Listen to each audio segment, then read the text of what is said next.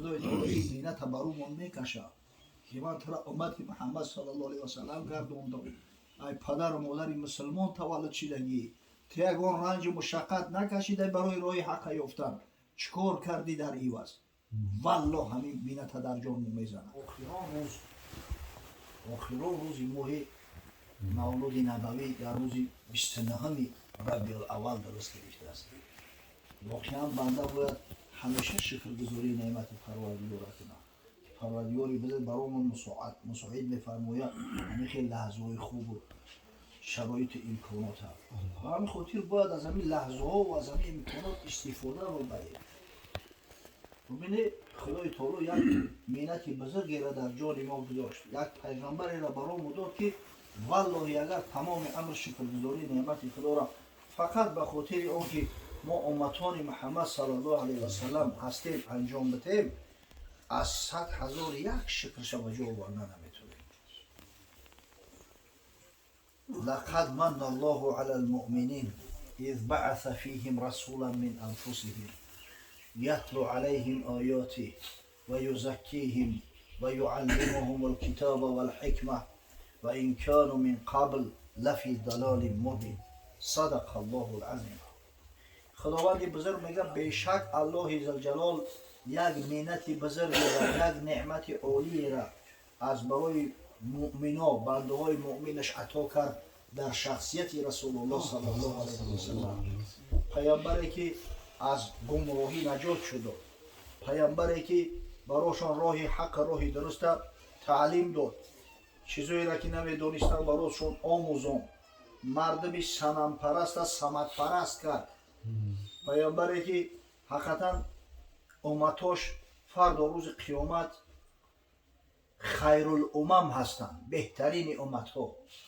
اگر چنده از روی زمان از همه آخر هستند، فردا روز قیامت قدم بر همه داخل جنت می شوند.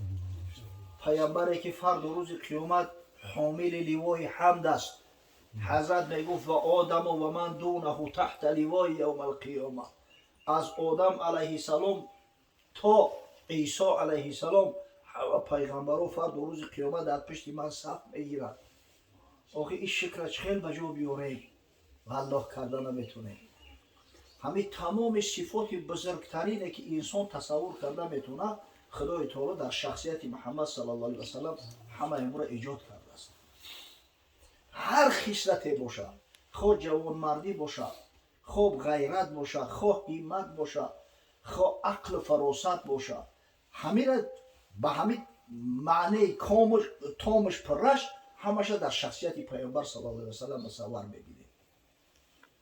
به همون بزرگی، به همون سرکاری، تمامی جزئیات زندگی را برامون تعلیم داده است. برای خدای با فکر کنید، طریقه طعام خوردن، طریقه دست شستن پیش طعام و بعدش طعام، طریقه خواب کردن که چه باید خواب کنی، چه بگوی خواب کنی، چه بگوی از خواب بخیزی، طریقه معامله و مناسبت با حق همسایه، با مسلمان، با غیر مسلمان، با زن و فرزندت، حتی بر تمام نازکش، حتی طریقه حاجت خونه رفتن، چه قضای حاجت باید کنی، چه مقصد از نجاست خود پاک کنی، طریقه وضو گرفتن، تا دام خدا همه را تیار کرده است. حضرت خواهی دست در دهن مونده است، فقط باید فرو بریمش.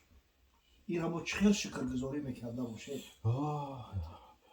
فردا روز قیامت خدای تعالی این مینت برامون میکشه که من ترا امتی محمد صلی الله علیه و سلم گردوندم. ای پدر و مادر مسلمان تولد شدگی، تو یگان رنج و مشقت نکشیده برای راه حق یافتن، چیکار کردی در عوض؟ والله همین مینت در جان میزنه.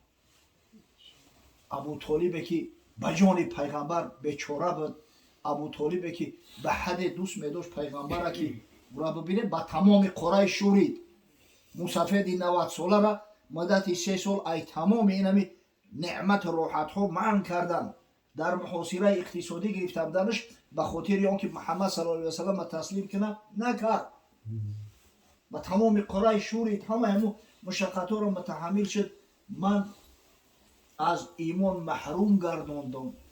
تو کثافتی را که آخه به خاطر الله یک پنجه او نمیگیری، رو تبزنی اقلا طهارت کنی، نماز بخونی، من تو را مسلمانت کردم، ایمان دادم، امت محمد صلی الله علیه و سلم محشور کردم، پیغمبری که فردا روز قیامت ای حوض کوثر سیرابت میکنه، در حالتی که حلقی همه خشک گای، پیغمبری که در پیش خداوند میره طلب شفاعت درا میکنه، پیغمبری که از خدای تعالی طلب میکنه که امتام همراه هم در فردوس اعلی مقام بتین.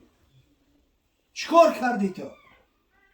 در جواب چی میگفته باشی؟ وای بحال، وای بحال.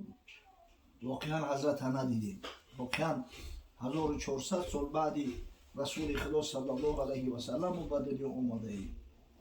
اما ببینه که پیامبر صلی الله علیه و سلم فکری همین امتهای آخر زمان هم کرده است.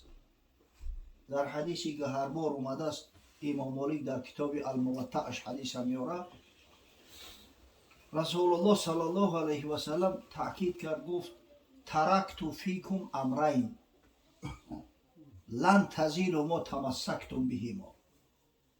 بعدی سری خودم در بین شما دو چیزی بزرگی را میگذارم، دو امری را براتون میکنم که تا زمانی که چنگ به همراه بزنه دیگه گمراه نمیشه هرگز.